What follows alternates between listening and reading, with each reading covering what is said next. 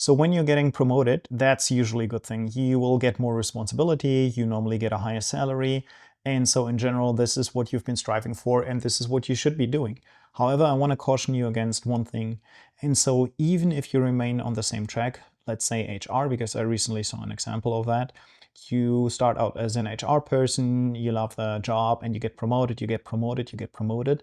Always ask yourself before a promotion, especially a major one, will I still be doing somewhat similar of a job, or will the job description completely change? I'm referring with this to the head of HR at VW, so the top person. They cannot find somebody for the job. And so if you think about it, that's crazy. VW is paying a lot of money. It's a large, prestigious company. Why wouldn't they be able to find anybody? There's enough HR persons. Of course, we have to be qualified for that, so that makes the pool of applicants smaller. But I think one big thing is that the head of HR, the whatever you want to call this position of VW at the top, is not HR.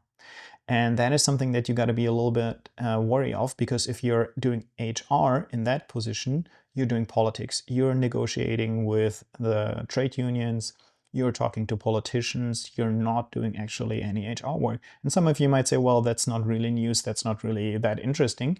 I agree. However, if you're in that position, you got to be a little bit careful, because if you get that promotion, ask yourself, hey, will I still be doing the same stuff? Will I still be doing sales, or will I now be a sales manager, meaning I don't get to sell anything anymore, which I'm actually good at.